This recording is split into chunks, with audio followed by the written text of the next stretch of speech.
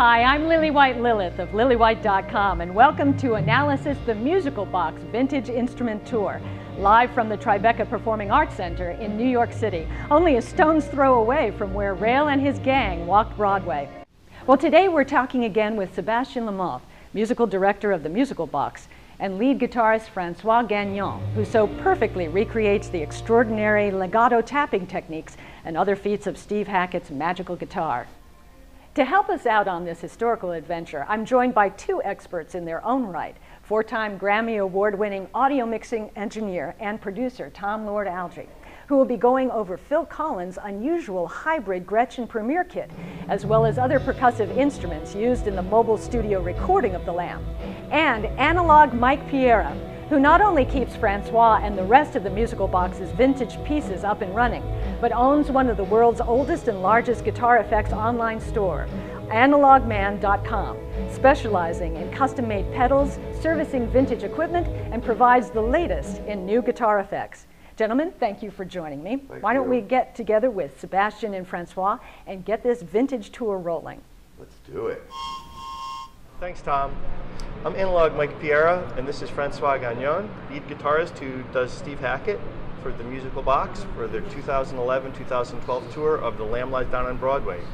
Let's go over some of the excellent examples of the equipment as used by Steve Hackett while recording and touring with The Lamb Lies Down on Broadway. Okay, the source material for all these great pedals is Francois' guitar, which is a 1970s production Gibson Les Paul standard. 77. And in the mid-70s and late 70s, one thing that Gibson did differently was the necks were made out of maple instead of mahogany. So it's a harder wood and it's a little brighter tone. Yeah, and it's not bad for the fuzz boxes. They have the brighter tone. And Steve Hackett would use various Les Pauls, customs, gold top standards. But he had the chance to have older ones, of course, and maybe they are kind of more swell or smooth. But it always depends. You cannot judge. The player also makes the sound, you know. Right. And this guitar doesn't have any special modifications. It doesn't have any active electronics or anything. You know, it's original. I had to refret the neck because I work also on guitars, and I put some 2 Seymour Duncan pickups because there was one that have been replaced, and it was a kind of hot pickup that I don't need. So I put some kind of more vintage concept. Right. And then Francois has a classical. That's a non-expensive Quebec-made classical guitar. The name was Kamouraska specific headstock, but it sounds great. It works fine, and the pickup inside sounds great. And one other interesting item he has on this is not to scratch back protection, because I always use it on the Les Paul. Right. I don't have time to get rid of one guitar and take in the other. That's a trick. When you play this on top of an electric guitar, the bridge and everything will scratch it up really badly. So that was a great idea, and it doesn't affect the tone. No. Steve Hackett had to do just exactly that switch, didn't he? I think there was a guy. There were few movies of The Lamb, of course. This didn't help me for learning the show. And on one, I think I see him. Maybe it was more on selling. I think I see him switching the guitars, but he have a guy who does it with him. It's faster, you know. But for you, you've got to do the one switch out so you protect it. Especially on The Lamb, because there are fast switches. So I chose to do it this way. Now we're going to go over Francois' pedals here. Starting from his guitar goes into a boss pedal, which is actually under the board here, which he's able to switch with his little magic mushroom there. And that's an EQ pedal, which he can use to boost the mids for certain things. Also, it's used as a buffer. Then it actually heads over here towards his wah-wah, which is basic wah. After that, it goes to his first volume pedal. And this volume pedal is in front of the fuzzes. And he uses that for the Steve Hackett style swells. It gives you that really nice swelling sound rather than the second volume pedal, which is only used for the volume. After the first volume pedal, he's got an octave pedal, which Steve Hackett used the Color Sound Octavider, and we're using the Boss pedal right now, but we're going to maybe see if we can build up on the Color Sound Octavider in the meantime, or find one. After the Octavider, he's got an MXR Phase 90, and when you hear Genesis, all of these guys have got phase pedals, and you'll hear the phase pedal quite a bit.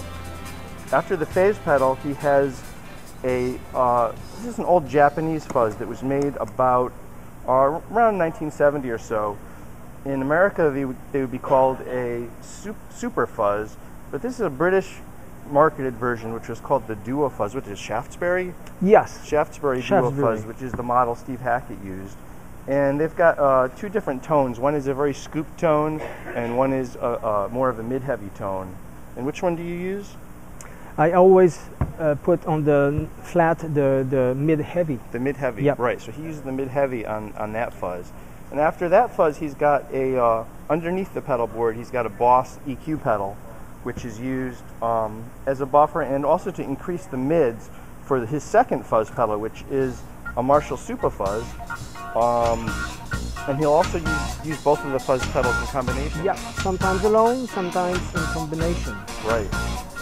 And after the Marshall Super Fuzz, we go to the second volume pedal, which is used for controlling his level on stage.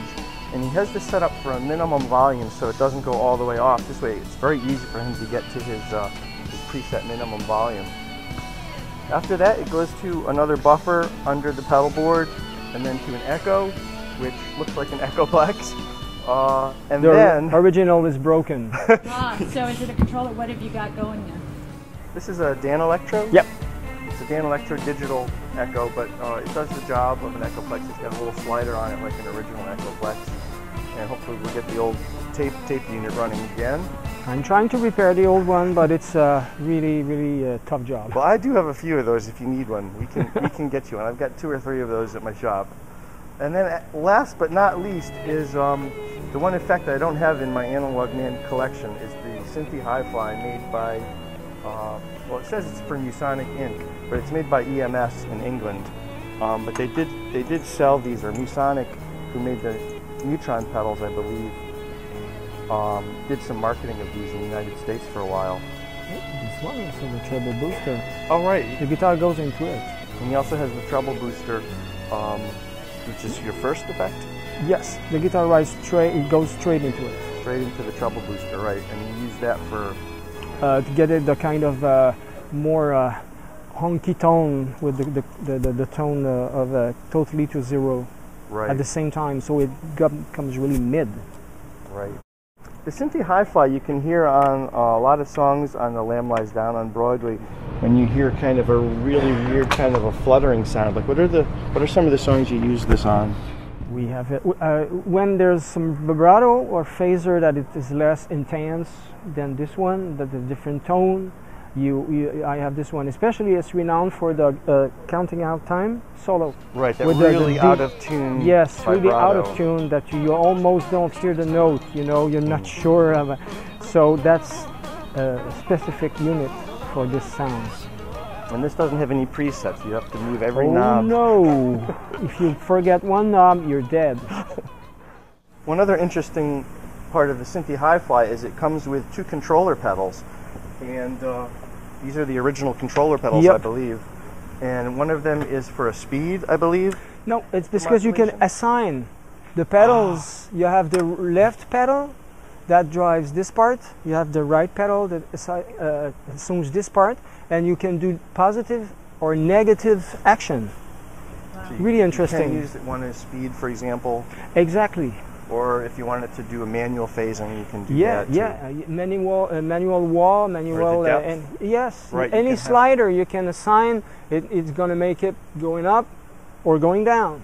You know, that's really interesting. If the 4 at the same time if you want. So anytime you see Francois coming over to these pedals, you know that the Synthi Hi-Fi is on. One time during the show. So one other very interesting part of his setup here is he's using a British HH power amp, which is a solid state power amp, the same version that Steve Hackett used. These were also used by Eddie Van Halen with slave Marshall heads. and it's just a really clean power head. Also Gary Green of Gentle Giant.